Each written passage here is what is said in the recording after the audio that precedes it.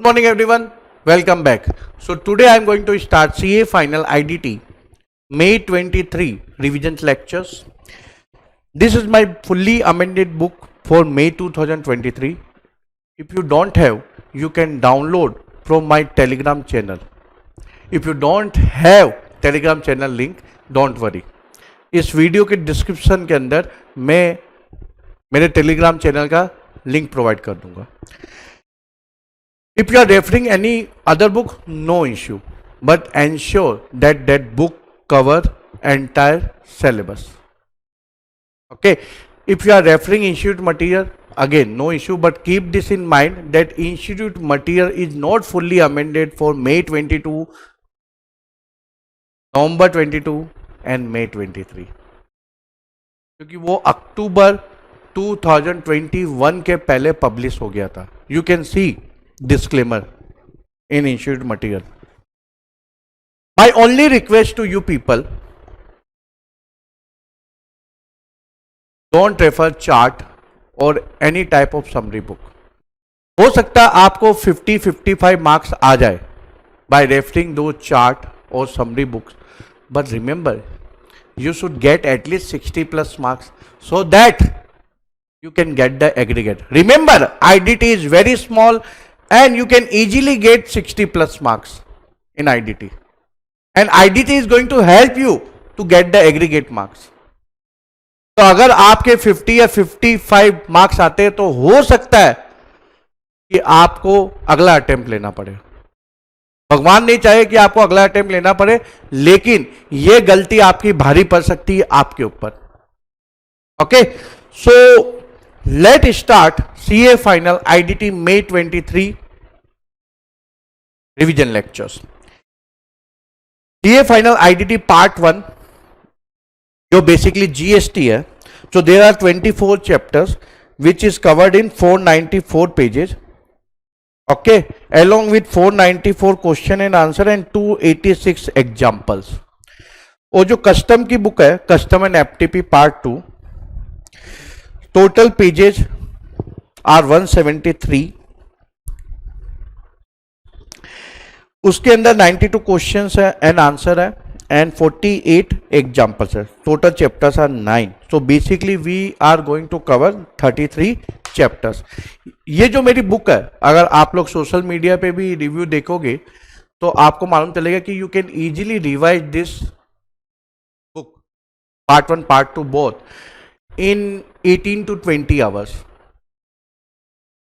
and you are going to get 18 to 20 hours only.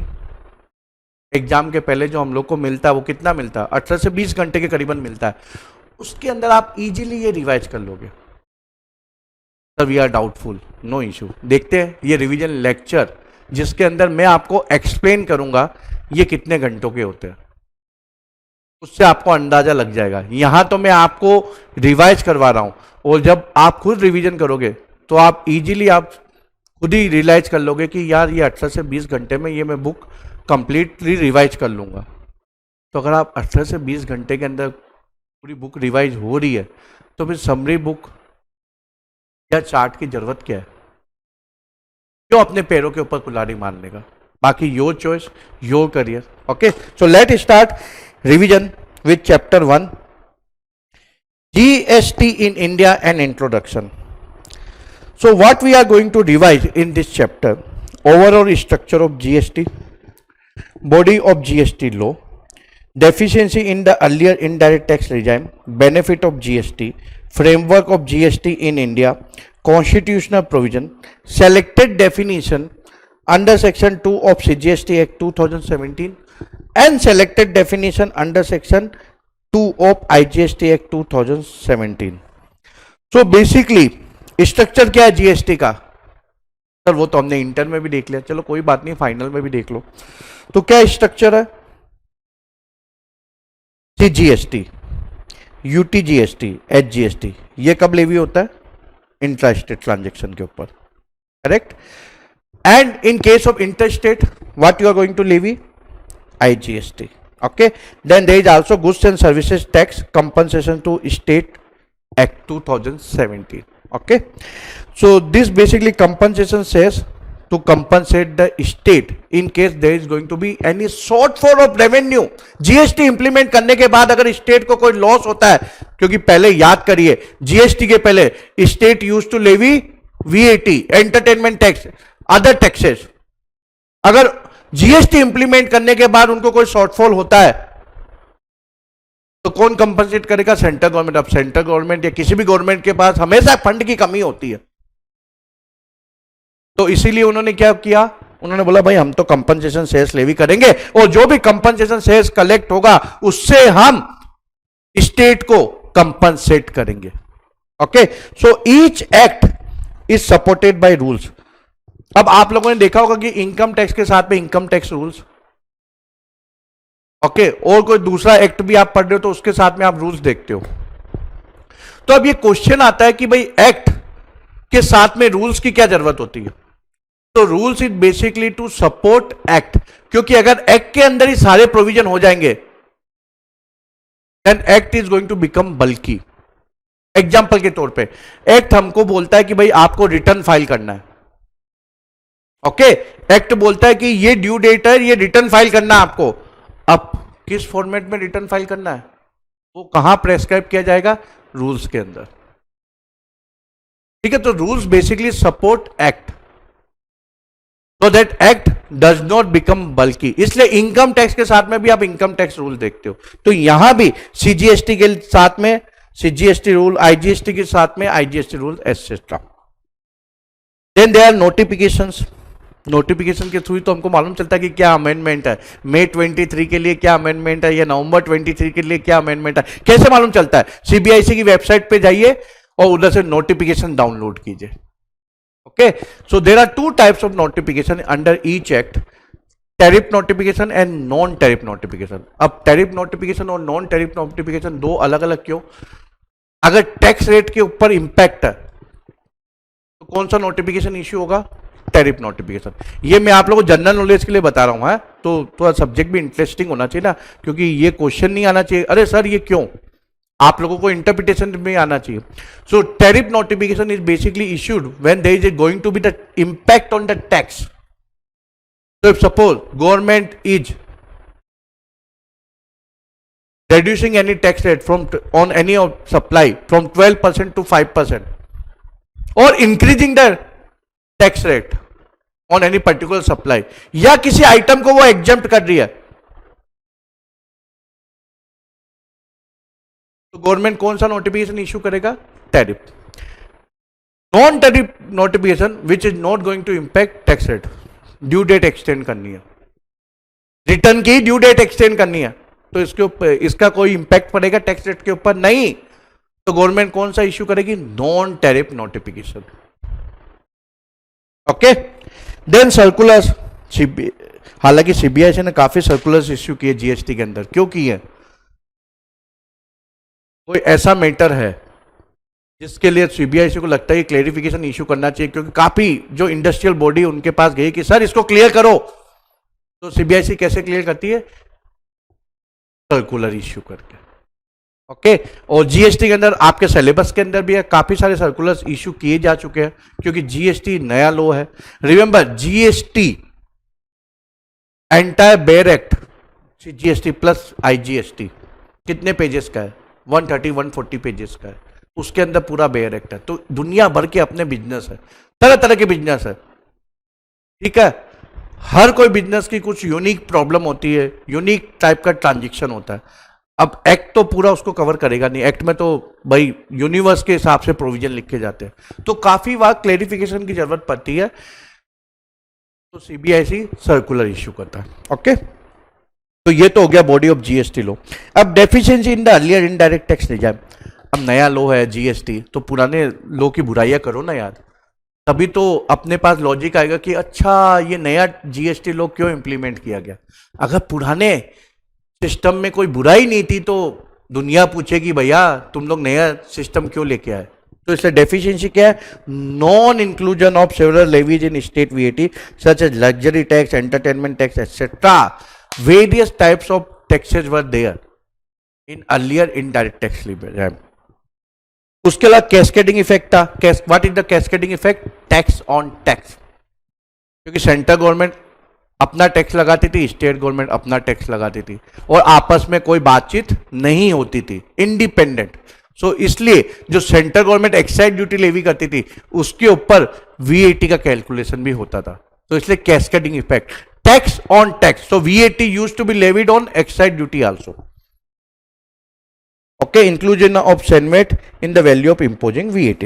No SENVAT available after manufacturing stage. तो जो excise duty का जो input tax credit है उसको हम लोग SENVAT बोलते हैं, ठीक है।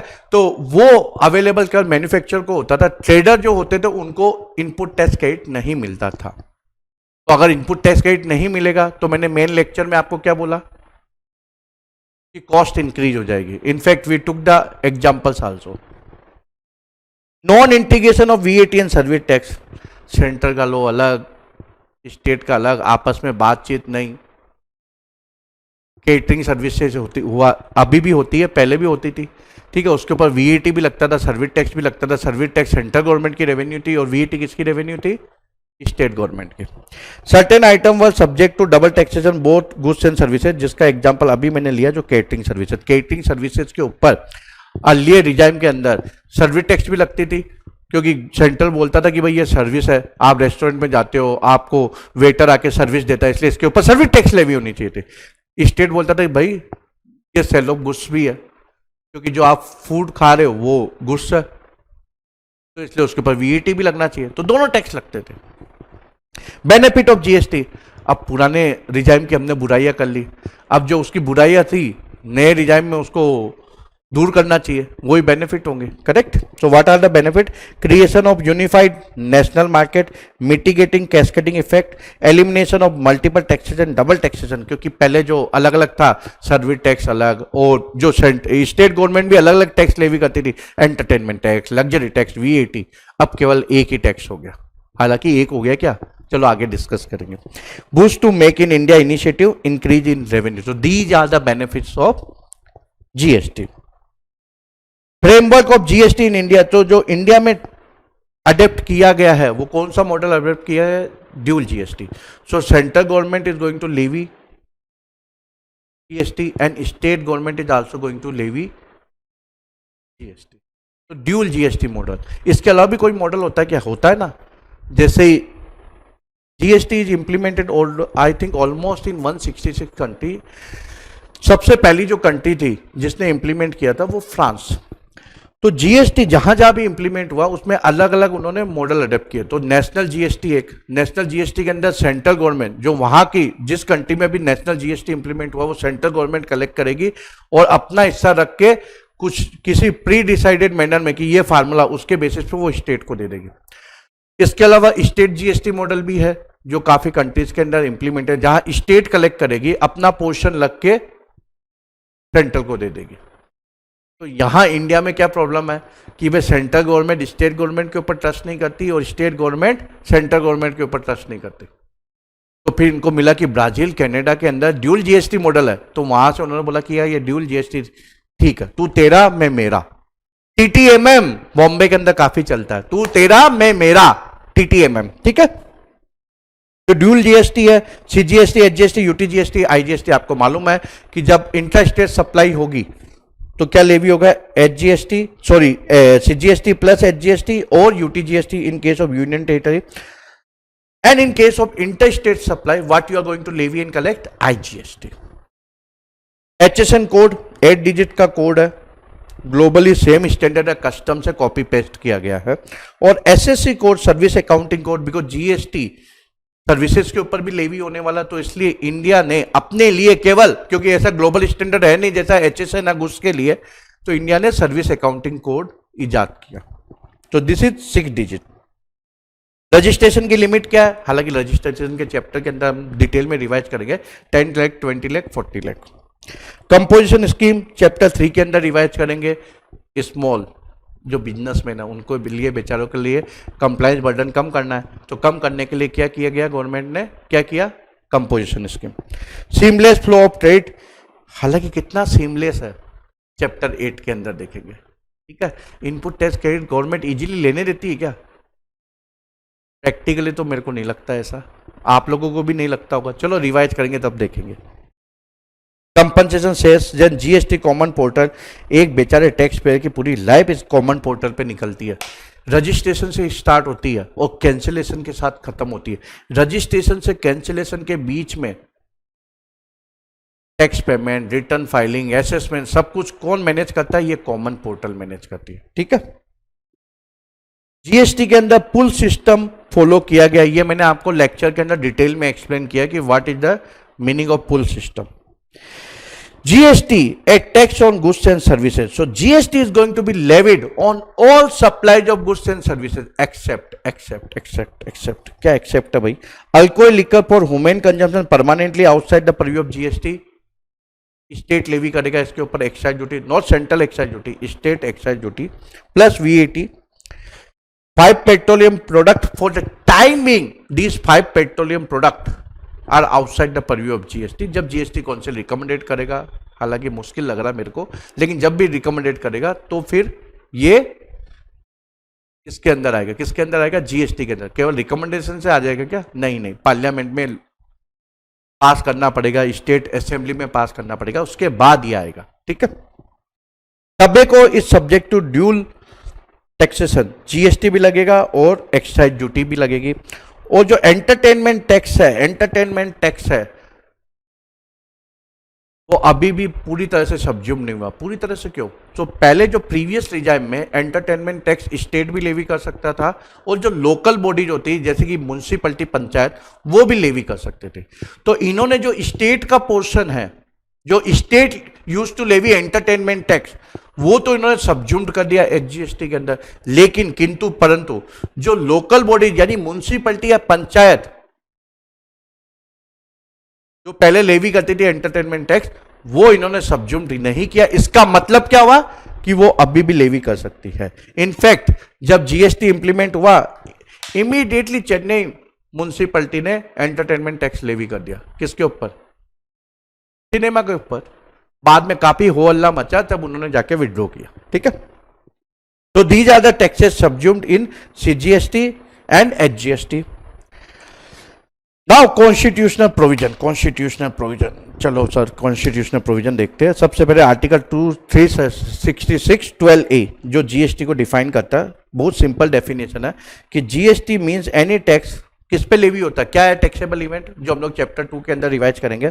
सप्लाई ऑफ गुड्स और services of both except taxes on the supply of the alcohol liquor for human consumption. तो भाई जीएसटी सारे तरह की जो भी सप्लाई है, चाहे वो गुड्स की हो या सर्विसेज की, दोनों के ऊपर लेवी होगा except alcohol liquor for human consumption, except alcohol liquor for human consumption. लेकिन 5 पेट्रोलियम प्रोडक्ट कहाँ गए? तो अगर हम लोग कॉन्स्टिट्यूशन देखें तो कॉन्स्टिट्यूशन बोलता है कि भाई जीएसटी के परव्यू से आर्टिकल 366(12)A बोलता है कि alcohol liquor for human consumption ही बाहर है। This is permanently outside the purview of GST until unless amendment is carried out into this article। ठीक है, लेकिन for the time being 5 petroleum product, ठीक है, वो जीएसटी के परव्यू से बाहर है, परमानेंटली नहीं है, for the time being. Okay, then goods service state की डेफिनेशन दी गई है इसके अंदर कॉन्स्टिट्यूशन ऑफ इंडिया के अंदर। इंपॉर्टेंट हमारे लिए क्या है, जो जीएसटी सीजीएसटी एक्ट में दी हुई है, वो हम डेफिनेशन अच्छी तरह से रिवाइज करेंगे। Article 265 of constitution of India क्या बोलता है भाई? कॉन्स्टिट्यूशन ऑफ इंडिया से article 265 no tax shall be levied or collected except by the authority of law. तो यानी कि कोई भी जो टैक्स लेवी या कलेक्ट होगा, अगर किसी बंदे के पास वो अथॉरिटी ऑफ लॉ है तभी हो सकता है। जैसे कि मान लीजिए राजस्थान गवर्नमेंट क्या टैक्स लगा सकती है तमिलनाडु के बंदों के ऊपर? नहीं। क्या राजस्थान गवर्नमेंट इनकम टैक्स लगा सकती है? नहीं, क्योंकि उनके पास अथॉरिटी ऑफ लॉ नहीं है। अथॉरिटी ऑफ लॉ कॉन्स्टिट्यूशन के अंदर किसको दिया हुआ कि भाई पार्लियामेंट लेवी कर सकती है इनकम टैक्स, यानी कि सेंट्रल गवर्नमेंट, स्टेट गवर्नमेंट नहीं कर सकती। स्टेट गवर्नमेंट के पास अथॉरिटी ऑफ लॉ नहीं है। तो जिसके पास भी अथॉरिटी ऑफ लॉ है उस पर्टिकुलर सब्जेक्ट मैटर पे वही टैक्स लगा सकता है और कलेक्ट कर सकता है। Okay, article 245 basically define the relationship between the union and state. बहुत ही सिंपल है डेफिनेशन, मतलब ये जो आर्टिकल है बहुत ही सिंपल है। ये बेसिकली बोलता है कि भाई पार्लियामेंट तो पूरी इंडिया के लिए लॉ बना सकता है, जो इंडियन पार्लियामेंट है दे can make law for entire India, but किंतु परंतु जो स्टेट है वो केवल रेस्पेक्टिव स्टेट के लिए ही बना सकता है। राजस्थान स्टेट की गवर्नमेंट क्या गुजरात स्टेट गवर्नमेंट के लिए बना सकती क्या? नहीं ना, इलॉजिकल लगेगा ना, तो इसीलिए। ठीक है, article 246 basically provide for 3 list 1, list 2, list 3. List 1 is union list, list 2 is state list and list 3 is concurrent list. So list 1 के अंदर जो भी आइटम मेंशन है जैसे कि इनकम टैक्स, कस्टम ड्यूटी वगैरह वगैरह, इसके ऊपर टैक्स कौन लेवी कर सकता है? इनकम के ऊपर कौन टैक्स लेवी कर सकता है? केवल central government. Import of goods के ऊपर जब कस्टम ड्यूटी लगती है तो वो कौन लेवी कर सकता है? केवल सेंट्रल गवर्नमेंट। यानी कि ये सेंट्रल गवर्नमेंट की रेवेन्यू होगी। जो स्टेट लिस्ट के अंदर मैटर है उसके ऊपर जो टैक्स लेवी किया जा सकता है वो केवल स्टेट गवर्नमेंट ही कर सकती है, जैसे कि वीएटी। ओके, कंकरेंट लिस्ट यानी कि दोनों लेवी कर सकते हैं। Article 246A newly inserted, very important from exam point of view. So this basically inserted in constitution of India to implement GST. Now GST is remember dual GST and consumption based tax. Consumption based tax मतलब कि जिस state के अंदर goods या services consume होगी उस state को GST का रेवेन्यू मिलेगा, जो एचजीएसटी का पोर्शन होता है वो।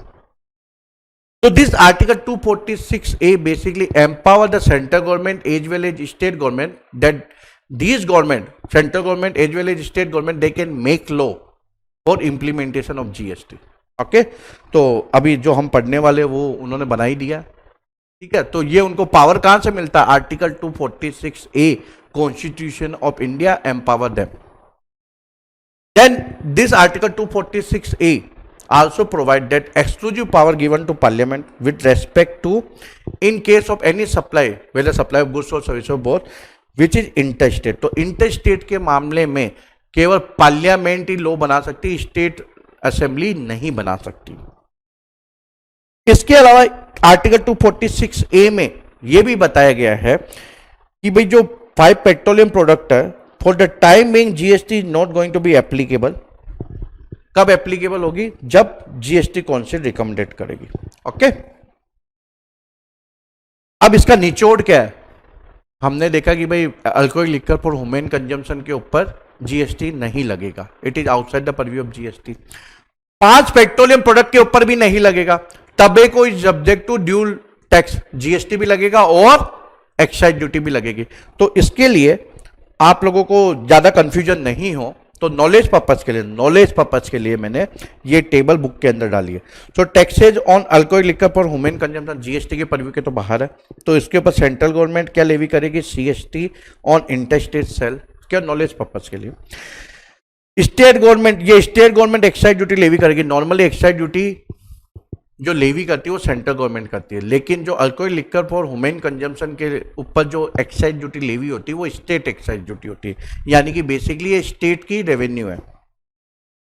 And sale tax on local cell, और या you can say VAT. Okay, जो 5 पेट्रोलियम प्रोडक्ट है उसके ऊपर एक्साइज ड्यूटी लेवी होगी सेंट्रल गवर्नमेंट वाली, और सीएसटी लेवी होगी इंटर स्टेट के मामले में, और सेल टैक्स या वीएटी लेवी होगी इंट्रा स्टेट के मामले में।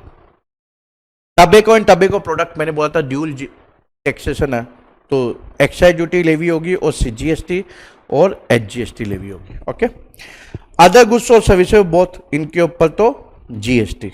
आर्टिकल 246A लिखा। आर्टिकल 246A किसके बारे में है? जीएसटी के बारे में।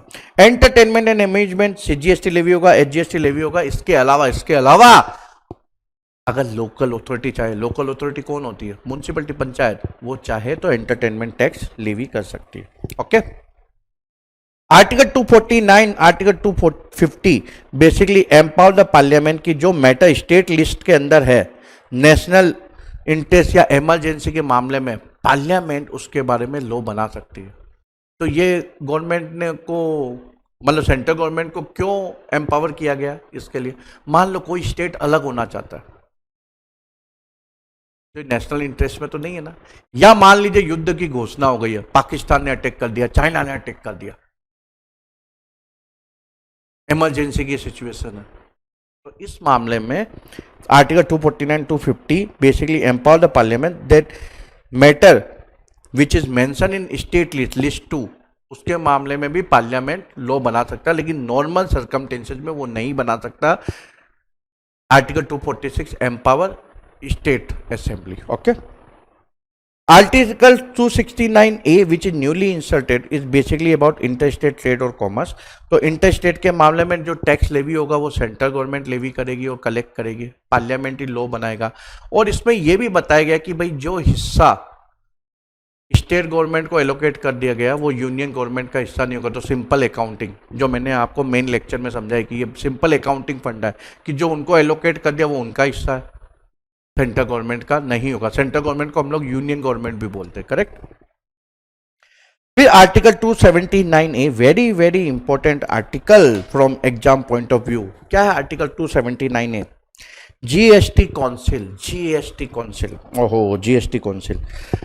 अब इतनी सारी स्टेट गवर्नमेंट है, सेंट्रल गवर्नमेंट है, ठीक है, अलग अलग दिमाग है, अलग अलग पॉलिटिकल पार्टीज है, दिमाग से ज़्यादा अलग अलग पॉलिटिकल पार्टीज है। और इंडिया का पॉलिटिकल सिस्टम ऐसा है कि अगर बीजेपी कुछ अच्छा भी करेगी तो कांग्रेस उसको अपोज करेगी, और कांग्रेस कुछ अच्छा करेगी तो बीजेपी अपोज करेगी, करेक्ट। यही होता है ना, कंस्ट्रक्टिव डिस्कशन नहीं होता।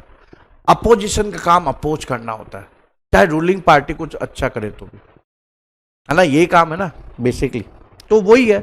तो अब अगर जब जीएसटी हम लोग बोलते हैं one nation one tax, one nation one tax बोलते हैं, तो इसके बारे में डिसीजन कैसे होगा, कैसे डिसाइड होगा? तो इसीलिए एक कमिटी बनाई गई। कमिटी को हम लोग बोलते हैं काउंसिल, उस काउंसिल को बोलते हैं जीएसटी काउंसिल। तो आपने न्यूज़पेपर ये सब में देखा होगा, न्यूज़ चैनल में देखा होगा कि जीएसटी काउंसिल की मीटिंग हुई है।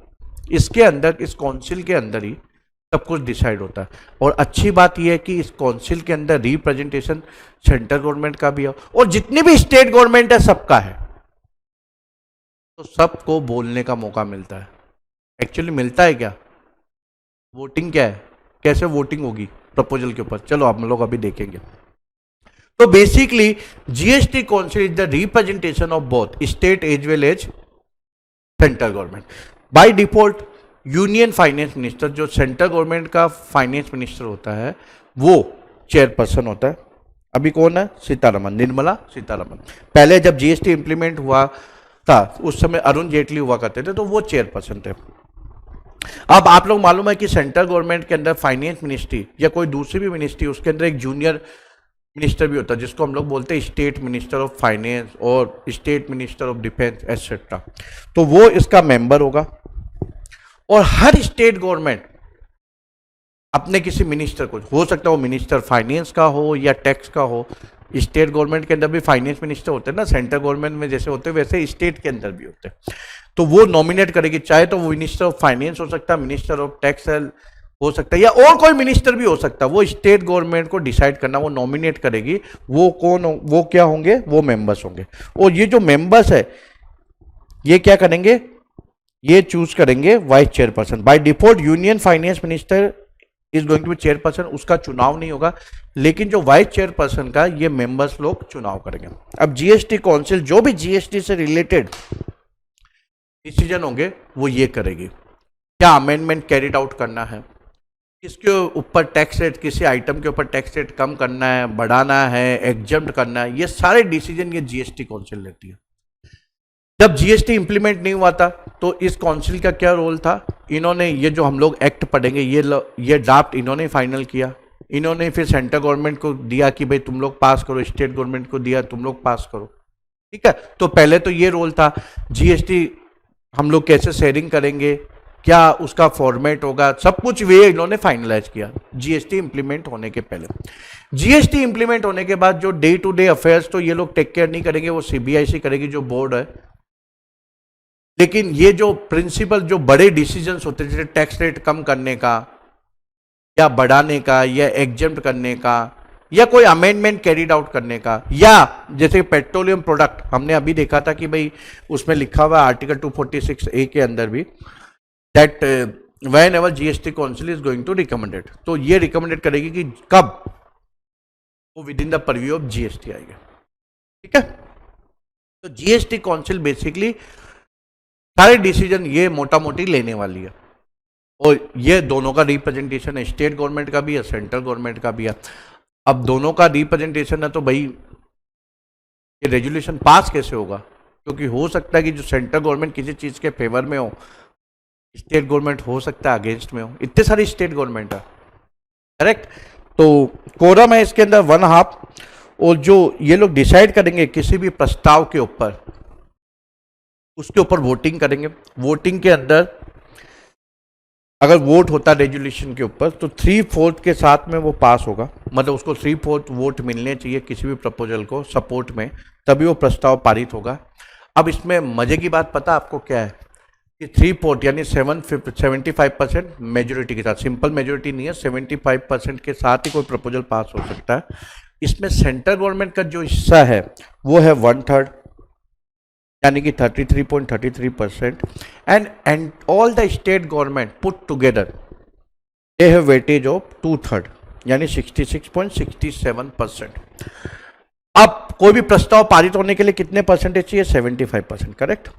यानी कि मान लीजिए कोई प्रस्ताव आता है और जितनी भी स्टेट गवर्नमेंट है इंक्लूडिंग बीजेपी कांग्रेस की, सारी स्टेट गवर्नमेंट उसके सपोर्ट में वोट कर देती है, लेकिन सेंट्रल गवर्नमेंट उसके अगेंस्ट में। कोई प्रस्ताव आता है जिसको सारी स्टेट गवर्नमेंट सपोर्ट करती है लेकिन सेंट्रल गवर्नमेंट अपोज करती है, तो क्या वो प्रस्ताव पारित हो सकता है? नहीं, क्योंकि सारी स्टेट गवर्नमेंट मिलके भी उनका जो वोटिंग परसेंटेज होगा वो 66.67% होगा। सेंट्रल गवर्नमेंट का अपोज करने का मतलब उसके सपोर्ट में ये वोट नहीं पड़ा, यानी 75% अचीव नहीं हुआ मैथमेटिकली, तो इसका मतलब वो प्रस्ताव पास नहीं होगा। So it means that central government has the veto power. अगर कोई प्रस्ताव के सपोर्ट में सेंट्रल गवर्नमेंट नहीं है तो कुछ भी कर लो वो प्रस्ताव पारित नहीं हो सकता। तो central government has the veto power, so central government is required to pass any type of resolution, क्योंकि मेजोरिटी कितनी है? 3/4।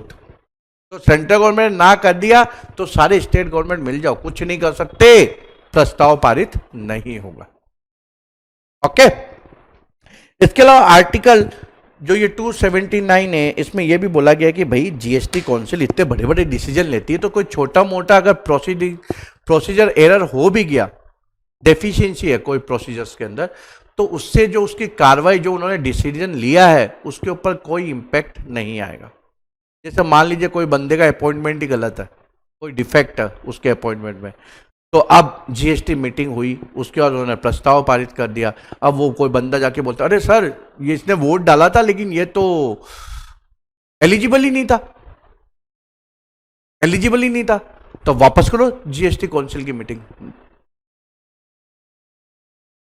तो ये आर्टिकल 279 ये बोलता है, ये छोटी मोटी बातें होती रहती है बड़ी कंट्रीज के अंदर, तो इनवैलिड नहीं होगा। इसके अलावा जीएसटी काउंसिल ये भी डिसाइड करेगी कि भाई डिस्प्यूट होता है जैसे सेंट्रल गवर्नमेंट या स्टेट गवर्नमेंट के बीच में, या स्टेट गवर्नमेंट या सेंट्रल गवर्नमेंट के बीच में, तो उसको कैसे रिजॉल्व किया जाएगा। तो लाजमी है यार, हम लोग एक फैमिली में होते हैं, भाई बहन के बीच में झगड़ा होता है, माँ बेटे के बीच में होता है, बाप बेटे के बीच में होता है, बाप बेटे के बीच में होता है, पति पत्नी के बीच में होता है ना। हालांकि हमारे बीच में ऐसा कोई सिस्टम है नहीं क्योंकि हम लोग साथ में रहते हैं, लेकिन ये लोग तो बेचारे अलग अलग है, फिर पॉलिटिकल पार्टीज भी अलग अलग है, तो इसलिए उसको रिजॉल्व कैसे किया जाएगा। जैसे दो स्टेट के बीच में डिस्प्यूट है या सेंट्रल गवर्नमेंट स्टेट गवर्नमेंट के बीच में डिस्प्यूट है, तो ये लोग एक मैकेनिज्म डिसाइड करेंगे कि भाई इस बेसिस पे हम लोग कोई अगर कुछ भी मान लीजिए डिस्प्यूट होता तो उसको इस तरीके से रिजॉल्व करेंगे। ठीक है, तो ये बेसिकली हमारा रिवीजन हो गया कॉन्स्टिट्यूशनल प्रोविजन का। Now we are going to revise section 2 of CGST act 2017 definitions. याद रखना, मैंने अधिकतर देखा है कि स्टूडेंट, मेरे स्टूडेंट नहीं बाकी के स्टूडेंट, वो तो समझ गए हैं कि भाई डेफिनेशन बहुत ज़्यादा इंपॉर्टेंट है। अगर डेफिनेशन आप अच्छी तरह से समझ लेते हो तो रिमेंबर, आपको बिल्डिंग बनानी 10 माले की, तो आपकी फाउंडेशन स्ट्रॉन्ग है, बेस स्ट्रॉन्ग है, तो बिल्डिंग अच्छी खड़ी होती है। तो इसी तरह डेफिनेशन भी इंपॉर्टेंट है। और जब मैं आगे के प्रोविजन आपको रिवाइज कराऊंगा आगे के चैप्टर्स के अंदर, तो उस समय इंटरलिंकिंग की जरूरत पड़ेगी। तो अगर आप लोगों को डेफिनेशन अच्छी तरह से आती है तो आपको वो प्रोविजन इजीली समझ में आ जाएंगे, आपके कंसेप्ट 100% क्लियर होंगे। In fact you people can easily advise others. ठीक है, आप अपनी कंसल्टेंसी खोल सकते हो। ठीक है, चलिए तो स्टार्ट करते हैं रिवीजन। अब इसमें एक जो क्वेश्चन आता है स्टूडेंट का, सबसे पहले ये क्वेश्चन आता है, ये डाउट है सर रट्टा मारना क्या डेफिनेशन का? नहीं, बिल्कुल नहीं। रट्टा मारोगे तो अभी तो मार लोगे, लेकिन जब एग्जाम के पहले, नॉर्मली मेरे साथ तो होता था, अब मालूम नहीं आप लोगों के साथ होता नहीं होता है, मैं तो ब्रेन वॉश हो जाता था। मेरे को लगता था पूरी खिचड़ी बन गई है, कुछ भी याद नहीं है, सब कुछ भूल गया, इधर का इधर मिक्स हो गया है। लेकिन जब लिखने बैठता तो जब एक एक करके याद आता था। ठीक है, अगर प्रैक्टिकल एग्जाम्पल से समझा तो इजीली याद आता है। ठीक है, कंसेप्ट क्लियर होते तो इजीली याद होता है। लेकिन अगर आपने रट्टा मारा तो आपको कुछ भी याद नहीं रहता, थोड़ी बहुत चीजें याद रहती है। तो रट्टा नहीं मारना है आपको, कोई जरूरत नहीं है। डेफिनेशन के अंदर हमेशा आप जो उसका की टर्म है वो याद रखो। जो इंस्टीट्यूट है वो की टर्म के ऊपर फोकस करती है टैक्सेशन के अंदर। तो अगर आपने वो की टर्म लिख दिया अपने आंसर के अंदर तो you are going to get full marks. तो जब भी आप आंसर लिखोगे, आपने कोई डेफिनेशन या प्रोविजन के मामले में भी यही लागू है, तो आपको रट्टा मारने की जरूरत नहीं है। तो आप उस प्रोविजन का जो एसेंस है, मतलब जो इंपॉर्टेंट पॉइंट है, जो की टर्म है, उसको अपने खुद के शब्दों में आप बयान कर सकते हो। You can write in your own word, no need to memorise, no need to do the रट्टाफिकेशन। ओके, चलिए स्टार्ट करते हैं। Clause 1 of section 2। अब इसको क्लोज क्यों बोलते हैं, क्या सब सेक्शन होता है, ये सब मैंने मेन लेक्चर में ले लिया। अब रिवीजन के अंदर मैं आप लोगों को ये इंटरप्रिटेशन नहीं समझाऊंगा। ठीक है, जहां जरूरत होगी वहां मैं इंटरप्रिटेशन जरूर समझा दूंगा। So close 1 of section 2 actionable claim. अब यहां कोई डेफिनेशन दी गई नहीं है। यहां तो ये लोग ट्रैफिक पुलिस की तरह बोलते कि भाई तू उधर चले जा। कहां चले जा? Section 3 of the transfer property act. आपको जाने की जरूरत नहीं है, ये बेचारा बोल रहा है कि उधर जाके देख, जो डेफिनेशन उधर दी गई है वो है। आपको क्या याद रखना है? Actionable claim.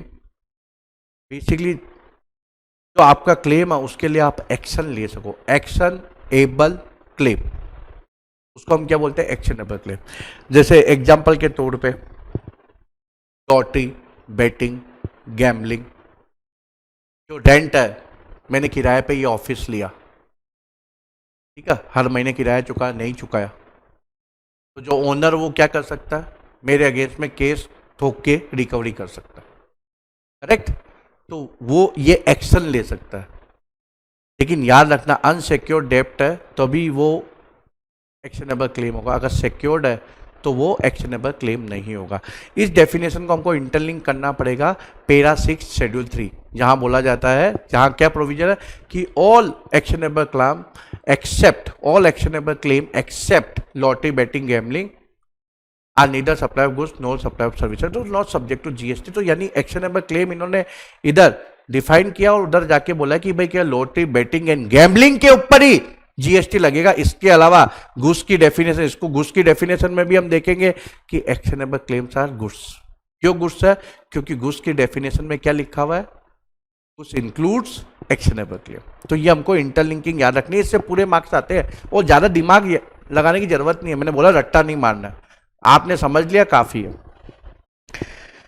Close 2 of section 2 of CGST act 2017 address of delivery. अब ये किस लिए है? प्लेस ऑफ सप्लाई के लिए। बहुत ही सिंपल डेफिनेशन है कि भाई जो टैक्स इनवॉइस इशू करता है, अब टैक्स इनवॉइस याद रखना कौन इशू कर सकता है? हमने चैप्टर 10 में पढ़ा है टैक्स इनवॉइस के अंदर, करेक्ट? पढ़ा ना चैप्टर 10 के अंदर। ओनली रजिस्टर्ड पर्सन, ठीक है, only registered person can issue tax invoice, जिसने जीएसटी के अंदर रजिस्ट्रेशन लिया। इसमें यूआईएन वाला शामिल नहीं है। रजिस्टर्ड पर्सन की डेफिनेशन याद कर लो, ठीक है? अभी इसी चैप्टर में हम आगे देखेंगे। तो जिसने टैक्स इनवॉइस इशू किया है, टैक्स इनवॉइस कौन इशू करता है? क्या रजिस्टर्ड पर्सन कर सकता है? वो कोई भी सप्लाई हो, चाहे वो गुड्स की हो, सर्विसेज की हो, दोनों की हो, उसमें उसने जो एड्रेस ऑफ डिलीवरी डाली है, जो भी इस रजिस्टर्ड पर्सन ने उस इनवॉइस के ऊपर डाली है, चाहे गलत डाली है या सही डाली है, उससे मतलब नहीं है, डाली है, वही एड्रेस ऑफ डिलीवरी है। इसका रेलिवेंस क्या है? प्लेस ऑफ सप्लाई के लिए। ओके, प्लेस ऑफ सप्लाई हमको क्यों डिटरमाइन करनी पड़ती है? अरे भाई कौन से स्टेट को रेवेन्यू मिलेगी? Consumption based tax. झगड़ा हो जाएगा अगर प्लेस ऑफ सप्लाई डिटरमाइन नहीं करेंगे, है ना। Close 3 of section 2 address on record. भाई सप्लायर कुछ रिकॉर्ड रखता है ना, अकाउंट बुक रखता है, इन्वेंट्री रखता है, हो सकता है लेजर रखता हो, जो भी रखता हो, उस रिकॉर्ड के अंदर जो एड्रेस दिया गया है रेसिपिएंट का, वो एड्रेस ऑन रिकॉर्ड है। इतनी सिंपल सी डेफिनेशन है, वो तुम लोग बोलते हो याद नहीं होती। इतनी सिंपल सी तो याद रखना कि भाई सप्लायर के रिकॉर्ड में, रिकॉर्ड टर्म यूज किया है, अकाउंट नहीं, कोई तरह का भी जो रिकॉर्ड रखता हो जिसमें अकाउंट भी शामिल है, ठीक है, उसके अंदर जो रेसिपिएंट का एड्रेस लिखा हुआ है, सही है गलत हमको उससे कोई मतलब नहीं है। जो एड्रेस लिखा हुआ है वो एड्रेस ऑन रिकॉर्ड है। ओके, रिकॉर्ड का मतलब केवल अकाउंट्स नहीं है। रेस्ट्रिक्टेड मत कर देना इसको रिकॉर्ड को कि भाई केवल अकाउंट, और कुछ भी रिकॉर्ड हो सकता है, कुछ भी रख सकता है अगला, अगले की इच्छा, ठीक है। Close 4 of section 2 of CGST act 2017। Adjudicating authority. Adjudicating authority means any authority appointed or authorized to pass any order or decision under this act, but does not include Central Board of Indirect Tax and Custom, जिसको हम in short क्या बोलते हैं, CBIC। Revision authority नहीं शामिल है, advance ruling authority शामिल नहीं है, appellate authority for advance ruling शामिल नहीं है, appellate authority, appellate tribunal and authority refer to in sub section 2 of section 171, जिसको हम क्या बोलते हैं, एंटी प्रॉफिटिंग अथॉरिटी, जो हम लोग जिसके प्रोविजन हम पढ़ेंगे चैप्टर 24 के अंदर। तो एडजुडिकेटिंग अथॉरिटी बहुत ही सिंपल है, जिसका काम क्या है, कोई भी ऑर्डर या डिसीजन देना। एडजुडिकेटिंग अथॉरिटी मतलब जो एडजुडिकेशन करती है, जो ऑर्डर या कोई भी तरह का ऑर्डर या डिसीजन पास करती है, जैसे कि joint commissioner, commissioner, additional commissioner, deputy commissioner, assistant commissioner, supervisor, जिनको मतलब पावर दिया गया, उनको एम्पावर किया गया है कि भाई तुम लोग ऑर्डर या डिसीजन पास करो, तो वो कौन है, एडजुडिकेटिंग अथॉरिटी। किंतु परंतु अब आपने देखा होगा कमिश्नर के आगे ब्रैकेट में लिखा हुआ अपील, तो क्या वो एडजुडिकेटिंग अथॉरिटी होगा? नहीं होगा। कमिश्नर अपील भी ऑर्डर पास करता, अपील ऑर्डर पास करेगा ना, अपीलेट ट्रिब्यूनल भी करेगा, लेकिन ये एडजुडिकेटिंग अथॉरिटी नहीं होंगे अगर डेफिनेशन को देखें तो। But does not include CBIC, CBIC भी ऑर्डर पास करता है, अपीलेट अथॉरिटी करता है, अपीलेट ट्रिब्यूनल करता है, एडवांस रूलिंग भी करता है, advance ruling authority, appellate authority भी करता है। तो ये एंटी प्रॉफिटिंग अथॉरिटी, ये सब एडजुडिकेटिंग अथॉरिटी नहीं है। इनके पास भी पावर होता है ऑर्डर पास करने का, डिसीजन देने का, लेकिन अगर इस डेफिनेशन को देखें तो ये एडजुडिकेटिंग अथॉरिटी नहीं है। जो नॉर्मल कमिश्नर होते हैं, जॉइंट कमिश्नर होते हैं, assistant commissioner, DC, supervisor, additional commissioner, ये एडजुडिकेटिंग अथॉरिटी कहलाते हैं। Okay, clause 5 of section 2 of CGST act 2017। Important definition है ना एजेंट की। क्यों इंपॉर्टेंट है ये? Remember you need to interlink this definition with schedule 1 para 3, जो हम लोग अगले चैप्टर में रिवाइज करेंगे। तो एजेंट कौन है भैया? जो किसी और के बिहाफ पे काम करता हो। अब ये दूसरा बंदा कौन है? इसको कहते हैं हम प्रिंसिपल। इसको क्या कहते हैं? प्रिंसिपल। तो ये डेफिनेशन दी गई है क्लोज 88 इस चैप्टर 1 के अंदर ही, close 88 of Section 2 of CGST Act 2017. Principal means a person on whose behalf an agent carries on the business of supply or receipt of goods or services of both. तो जिसके behalf पे ये जो agent काम कर रहा है, जिसके इंस्ट्रक्शन पे काम करता है, उसको तो जो इंस्ट्रक्शन लेके काम करता है उसको एजेंट बोलेंगे, और जो इंस्ट्रक्शन देता है उसको क्या बोलते हैं हम? प्रिंसिपल। चलो दोनों डेफिनेशन हो गई। अब एजेंट की डेफिनेशन याद रखना, ये इंक्लूसिव डेफिनेशन है। मैंने आप लोगों को मेन लेक्चर के अंदर समझाया कि how to interpret inclusive definition and inclusive provisions.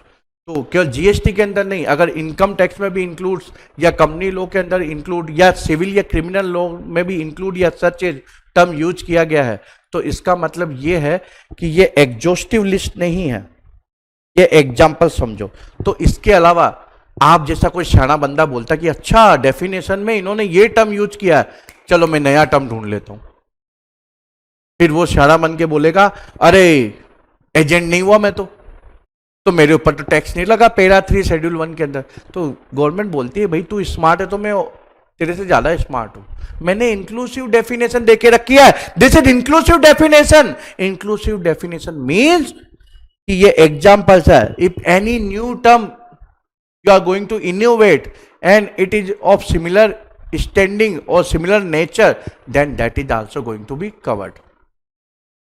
Government को ऐसा मत समझो यार, तुम लोग को लगता है हम ही सियाणे हैं, गवर्नमेंट तो ऐसे कम पढ़ी लिखी है, चलो ज़्यादा सियाणे। नहीं नहीं, ऐसा नहीं है।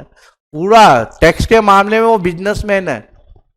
मैंने मेन लेक्चर में तो आप लोगों को समझाया है एग्जाम्पल दे दे के, और आप लोगों ने भी कंक्लूड किया कि हाँ गवर्नमेंट बहुत ज़्यादा स्मार्ट है। तो agent means a person including a factor, broker, commission agent, आरटीआर, del credere agent and auctioneer और एनी अदर मर्केंटाइल एजेंट।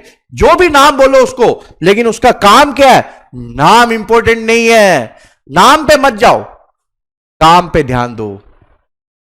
कर्म ही धर्म है, गीता में भी बोला ना कर्म ही धर्म है, तो कर्म के ऊपर ध्यान दो। कर्म क्या है? उसका काम क्या है? Who carries on the business of supply और रिसिप्ट ऑफ गुड्स और सर्विसेज और both on behalf of another. Another person कौन है? प्रिंसिपल। अभी डेफिनेशन देखी थी ना, तो प्रिंसिपल के बिहाफ पे वो कोई सप्लाई करता हो या रिसीव करता हो। रिसीव भी कर सकता है क्या? दोनों कर सकता है। ठीक है, एग्जांपल लेके समझेंगे। वो एजेंट है, जैसे कि मैं प्रिंसिपल हूं, मैं ये शर्ट मैन्युफैक्चर करता हूं, ठीक है, मैं दिल्ली के अंदर एजेंट अपॉइंट करता हूं कि भाई ये मेरा जो शर्ट है मेरे को है ना शोरूम को सप्लाई करना है, जाके पकड़ के लेके आ एक एक को। ऐसा बोलूंगा क्या? नहीं बोलूंगा। तो मैं बोलूंगा बॉस मेरे को सप्लाई करना है, तो है ना मेरे लिए ग्राहक पकड़ के ला, जो शोरूम से उनसे बात कर, मैं तेरे को सैंपल भेज रहा हूँ, ये मेरी टेंटेटिव प्राइस होगी, ठीक है, तेरा ये कमीशन होगा। उसको कमीशन मिलेगा इसलिए वो काम करेगा, फ्री में तो कोई काम नहीं करेगा। तो वो जाएगा सैंपल लेके, वो बोलेगा बहुत अच्छी क्वालिटी का है, ये है, इसकी अच्छी अच्छी बातें बताएगा मेरे बारे में, ठीक है। अच्छी नहीं बताएगा तो फिर माल कैसे बिकेगा? मेरे बारे में ज़्यादा, जो मेरा शर्ट है उसके बारे में, ठीक है। तो उसके बदले में उसको कमीशन मिलेगा। तो मैं सप्लाई उसको डायरेक्ट करूंगा। किसको करूंगा? जो शोरूम को उसने फाइनलाइज किया, जो लेने को रेडी है, उसको डायरेक्ट सप्लाई करूंगा और इस बंदे को कमीशन मिलेगा।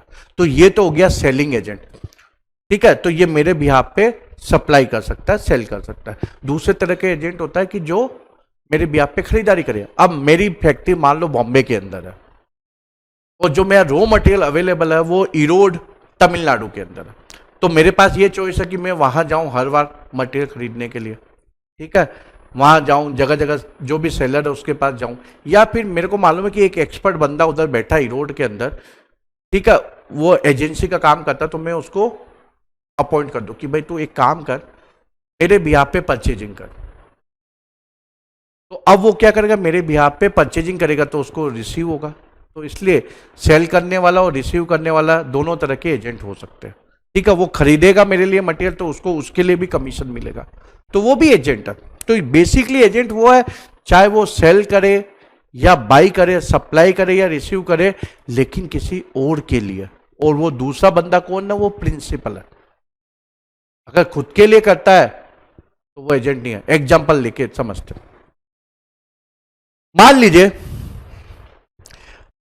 Times of India, times of India के अंदर आपने क्लासिफाइड तो देखे होंगे, ठीक है, क्लासिफाइड के पैसे लगते हैं, ठीक है। तो अब टाइम्स ऑफ इंडिया को अपना क्लासिफाइड सेल करना है, तो वो आपको एजेंट अपॉइंट करती है।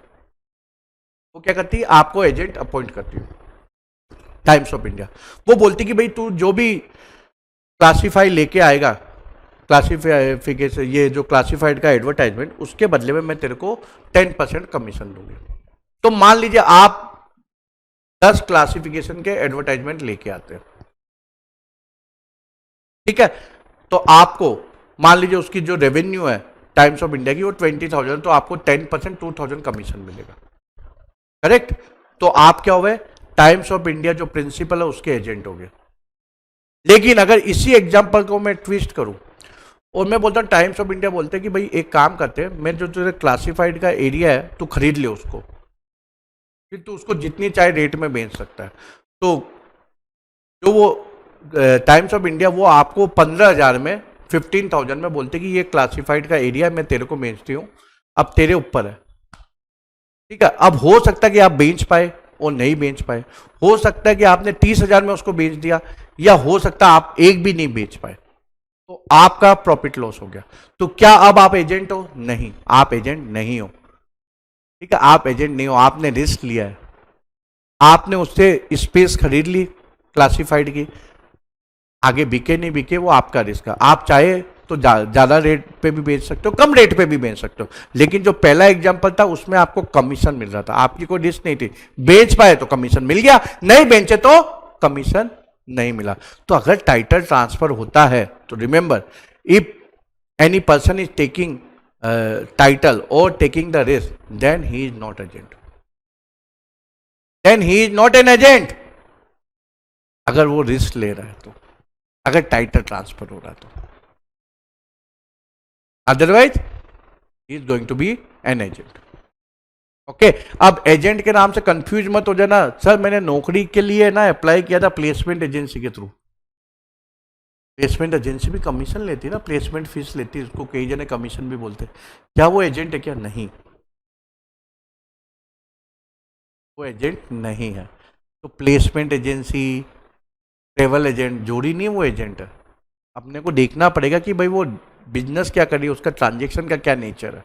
तो अगर प्रिंसिपल के बिहाफ पे सप्लाई या रिसीव है तभी वो एजेंट होगा। ओके, तो केवल नाम में एजेंसी जुड़ने से वो एजेंट नहीं होगा। Close 6 of section 2 of CGST act 2017, very very important definition. Aggregate turnover क्यों इंपॉर्टेंट है भाई? कंपोजिशन स्कीम बंदा ऑप्ट करेगा नहीं करेगा, एग्रीगेट टर्नओवर डिसाइड करेगा। कौन सा रिटर्न फाइल करना है, कब करना है, ओके, इसके ऊपर भी एग्रीगेट टर्नओवर देखना पड़ता है ना, देखना पड़ता कि नहीं करना पड़ता? ठीक है, देखना पड़ता है। रजिस्ट्रेशन लेना है नहीं लेना है, ये भी एग्रीगेट टर्नओवर। तो एग्रीगेट टर्नओवर की डेफिनेशन का तो आपको रट्टा मारना पड़ेगा। रट्टा मारना पड़ेगा कि नहीं, मैं समझा रहा हूँ ना, बहुत ही ईजी है एग्रीगेट टर्नओवर। तो aggregate turnover definition very simple. Aggregate turnover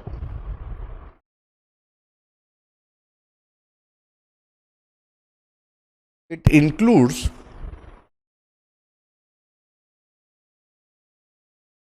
क्या इंक्लूड है इसके अंदर, पहले वो समझ लेते हैं।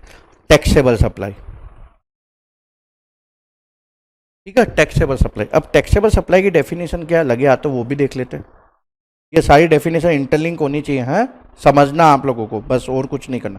टैक्सेबल सप्लाई की डेफिनेशन दी हुई है close 108 of section 2 of CGST act 2017। Taxable supply means a supply of goods or services of both which is leviable to tax under this act, यानी जिसके ऊपर जीएसटी लगना है वो क्या है? Taxable supply. ओके, तो टैक्सेबल सप्लाई की डेफिनेशन बहुत सिंपल है। उसके बाद टैक्सेबल सप्लाई के बाद एग्जम सप्लाई। अब एग्जम सप्लाई की डेफिनेशन क्या है, चलो वो भी देख लेते हैं। तो एग्जम सप्लाई की डेफिनेशन ये रही, close 47, close 47 of section 2 of CGST act 2017। एग्जम supply means attract nil rate of tax, any supply which attract nil rate of tax, wholly exempt from tax, जो चैप्टर 4 के अंदर हम रिवाइज करेंगे under section 11 of CGST act, under section 6 of IGST act, and include non taxable supply. तो चलिए एग्जम supply की definition क्या वो लिख लेते हैं, इधर याद होनी चाहिए ना। तो ये हो गया टैक्सेबल सप्लाई की डेफिनेशन क्या है? लेविएबल टू टैक्स, करेक्ट, याद हो गई, leviable to tax under CGST act, उसको हम क्या बोलते हैं? Taxable supply. इतनी डेफिनेशन आपको याद करनी, बस इससे ज्यादा कुछ नहीं। एग्जाम सप्लाई क्या? Nil rated, wholly exempted, okay, और जो लास्ट है वो है नॉन टैक्सेबल। तो exempt supply definition include non taxable. अब नॉन टैक्सेबल की क्या डेफिनेशन, चलो वो भी देख लेते हैं। नॉन टैक्सेबल सप्लाई क्लोज 78 क्या है? Means a supply of goods और services of both which is not leviable to tax. तो which is not leviable to tax, तो नॉट लेविएबल टू टैक्स कौन कौन सी है भैया? ये याद हो गए, नॉट लेविएबल टू टैक्स। तो इसमें 5 petroleum product plus alcohol liquor for human consumption, ठीक है, ये आ गया। तो एग्रीगेट टर्नओवर डेफिनेशन से it include taxable supply, exempt supply, उसके बाद एक्सपोर्ट चाहे गुड्स का हो या सर्विसेज का हो, किसी का भी हो एक्सपोर्ट, और इसके अलावा सप्लाई, कौन सी सप्लाई? कौन सी सप्लाई? इंटर स्टेट, याद रखना, इंटर स्टेट सप्लाई किसके की, किसको की? Under the same pen,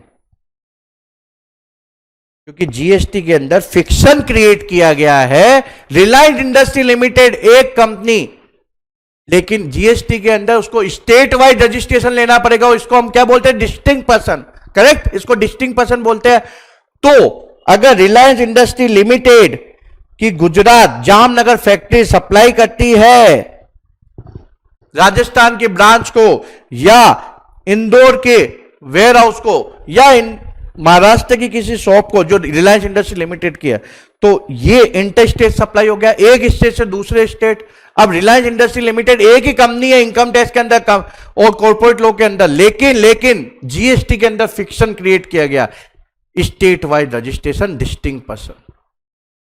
correct, तो ये इंटर स्टेट सप्लाई करती है। तो इसको नॉर्मली हम लोग अगर अकाउंटिंग टर्म से समझे, अकाउंटिंग प्रिंसिपल को फॉलो करें, तो इसको हम टर्नओवर नहीं करेंगे। इसको बोलेंगे भाई एक जगह से आपने दूसरी जगह स्टॉक ट्रांसफर किया। तो इसमें क्या होता है कि अकाउंटिंग रिकॉर्ड के अंदर हम क्या करते हैं कि भाई इन्वेंटरी अगर कॉस्ट सेंटर मेंटेन हो रहा है तो उसमें हम लोग दिखाएंगे कि इस कॉस्ट सेंटर से इधर चला गया। स्टॉक रिपोर्ट के अंदर एडजस्टमेंट करेंगे, इनवॉइस कट नहीं करेंगे, क्योंकि रिलायंस इंडस्ट्री लिमिटेड मालिक है, चाहे गुजरात का हो या इंदौर का हो। तो रिलायंस इंडस्ट्री लिमिटेड ये इनवॉइस थोड़ी ना रेज करेगा, Reliance industry limited from Reliance industry limited to Reliance industry limited. लेकिन जीएसटी के अंदर फिक्शन क्रिएट किया गया स्टेट वाइड रजिस्ट्रेशन का। ठीक है, तो ये inter state supply under the same pan we are going to consider in aggregate turnover. ठीक है, अब इसमें एक्सक्लूजन क्या है, चलो एक्सक्लूजन भी देख लेते हैं।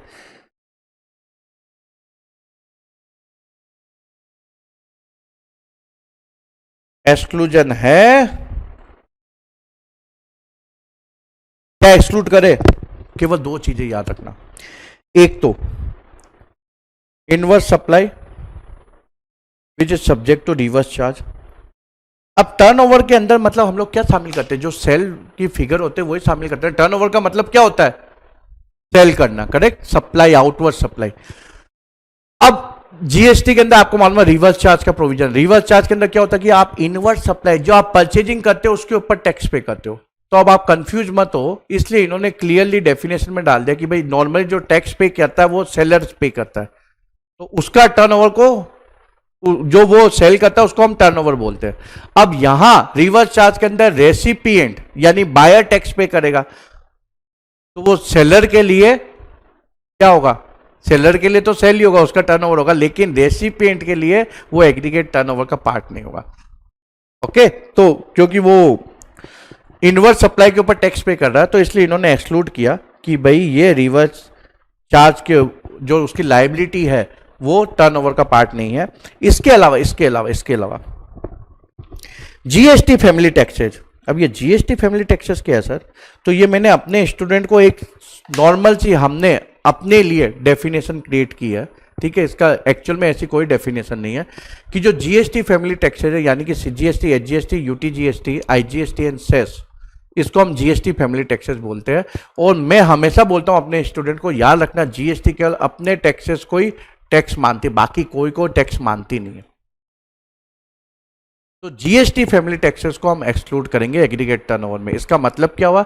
इसका मतलब यह हुआ कि अगर एक्साइज ड्यूटी लेवी हुई है या वीएटी लेवी हुई है या एंटरटेनमेंट टैक्स लोकल अथॉरिटी ने लेवी किया है तो वो एग्रीगेट टर्नओवर का पार्ट होगा। याद रख लेना, अगर कोई ट्विस्टेड क्वेश्चन आ गया तो अगर एक्साइज ड्यूटी है, वीएटी है, ठीक है, entertainment tax levied by local authority levy कर सकता है, तो वो एग्रीगेट टर्नओवर में शामिल होगा। केवल GST family taxes, CGST, SGST, UTGST, IGST and cess you are going to exclude. तो what is the definition of aggregate turnover? बहुत ही सिंपल है, छोटा कर दिया अब मैंने। याद कर लो, याद हो जाएगा, अभी 2 मिनट में याद हो जाएगा। Aggregate turnover includes taxable supply. Taxable supply की डेफिनेशन क्या है? Not leviable to tax. याद हो गया। एग्जम्प्ट सप्लाई, एग्जम्प्ट सप्लाई की डेफिनेशन क्या है? Nil rated, wholly exempt, non taxable supply. Non taxable supply की डेफिनेशन क्या है? Which is not leviable to tax, यानी 5 petroleum product plus alcoholic liquor for human consumption. Then export plus interstate supply under the same pan. So this is the which you need to include in aggregate turnover. What you need to exclude? Inverse supply which is subject to reverse charge and GST family taxes. So again I am repeating, aggregate turnover की definition बोलो अब. Taxable supply, exempt supply, export, interstate supply under the same pen, and what you are going to exclude? You are going to exclude GST family taxes and supply which is subject to reverse charge. हो गई याद? एक बार और revise करवाओ. चलो revise करवा देते हैं. पहले चलो इंडिविजुअली ये जो डेफिनेशन बाकी की देखी ना, इसको इंटरलिंक की, वो रिवाइज कर लेते हैं, वो भी आपको याद हो जानी चाहिए. Taxable supply leviable to tax, इतनी से तो याद हो गई होगी अब तो. Exempt supply nil rated wholly exempt. Non taxable supply, non taxable supply की डेफिनेशन क्या है? Which is not leviable to tax. कितनी सिंपल डेफिनेशन है यार. तुम लोग बोलते हो याद नहीं होते, सब याद हो जाती है. ठीक है, तो अब जीएसटी एग्रीगेट टर्नओवर क्या डेफिनेशन, चलो वापस रिपीट करते हैं. Taxable supply, exempt supply, export, interstate supply under the same pan, and what it is going to exclude GST family taxes and supply which is subject to reverse charge. Remember, recipient की turnover calculate करोगे उस समय ये exclude करोगे. अगर seller है तो उसके समय शामिल कर लेना, गलती मत करना. इसके अलावा एक्साइज ड्यूटी वीएटी है तो वो एग्रीगेट टर्नओवर का पार्ट होगा. ओके, और फिर भी कंफ्यूजन तो P&L अकाउंट याद कर लेना. P&L अकाउंट के अंदर आप जो क्रेडिट साइड में जो रेवेन्यू होती है वो एग्रीगेट टर्नओवर है, इसमें थोड़ा एडजस्टमेंट करना पड़ेगा क्योंकि हम लोग जो इंटर स्टेट सप्लाई होती है अंडर द सेम पेन वो P&L में नहीं लेके जाते अकाउंट्स के अंदर, लेकिन इसके लिए एडजस्टमेंट कर लो. और जो जीएसटी फैमिली टैक्सेज है उसको हम बैलेंस शीट की लायबिलिटी में लेके जाएंगे. ठीक है, तो वो ऐसे ही एक्सक्लूड हो गया. और जो रिवर्स चार्ज वाली लायबिलिटी वो P&L अकाउंट के डेबिट में जाती है. परचेजेज है ना. ठीक है, तो अपनी अकाउंटिंग को, अगर आपकी अकाउंट एकदम क्लियर है तो एकदम इजी है. अब टर्नओवर इन स्टेट और यूटी, दूसरी डेफिनेशन इससे जो साथ में कनेक्टेड एग्रीगेट टर्नओवर के साथ में, वो देख लेते हैं. क्लोज 112. अब दोनों में क्या फर्क है? दोनों सेम ही है, सेम टर्म यूज किया गया है. केवल ये ध्यान रखना, जो एग्रीगेट टर्नओवर है उसके अंदर तो एग्रीगेट टर्नओवर हमेशा हम लोग पूरी इंडिया के लिए देखेंगे. पैन बेस है ये, परमानेंट अकाउंट नंबर बेस. ठीक है, और जो टर्नओवर इन स्टेट और यूटी है, जो हमने एग्जांपल लिया था कि रिलायंस इंडस्ट्री लिमिटेड की फैक्ट्री जामनगर में, फिर यहाँ मान लो उसका ब्रांच है राजस्थान के अंदर, एमपी के अंदर शॉप है या जो भी है, महाराष्ट्र के अंदर फैक्ट्री है. ठीक है, तो ये जो ईच स्टेट की जो इसकी यूनिट है, ओके, इसका जो टर्नओवर होगा, जो यहाँ से ये जो टैक्सेबल सप्लाई करेगी, एग्जम्प्ट सप्लाई करेगी, ठीक है, या एक्सपोर्ट करेगी, या फिर कोई भी इंटरस्टेट सप्लाई करेगी. अब इंटरस्टेट सप्लाई जब आप टर्नओवर इन स्टेट यूटी देखोगे तो आप ये नहीं देखोगे कि वो अपने बंदे को ही कर रही है, यानी कि डिस्टिंक्ट पर्सन को कर रही है या थर्ड पार्टी को, आप दोनों ही शामिल करोगे. ठीक है, ठीक है, तो जहां भी इस स्टेट से ये कर रही है ये शामिल करेंगे और एक्सक्लूड वही जीएसटी फैमिली टैक्सेज और आरसीएम वाली सप्लाई एक्सक्लूड करेंगे. ठीक है, तो ये आरसीएम सप्लाई मतलब जो इसको इनवर्ट सप्लाई वो एक्सक्लूड करेंगे आरसीएम. तो ये जो इसका टर्नओवर होगा वो कहलाएगा टर्नओवर इन स्टेट यूटी. और एग्रीगेट टर्नओवर क्या होता है? Pan base. Okay, clear. तो एग्रीगेट टर्नओवर की डेफिनेशन मेरे हिसाब से आपको याद हो गई होगी, टर्नओवर इन स्टेट यूटी की भी याद हो गई होगी, और जो भी हमने डेफिनेशन अभी देखी, non taxable supply, taxable supply, इन सब की डेफिनेशन आपको इसी समय याद हो गई होगी. चलिए, अब जो बाकी का रिवीजन है मतलब इस चैप्टर का, वो हम लोग अगले लेक्चर के अंदर करेंगे. Thank you very much, bye bye, all the best.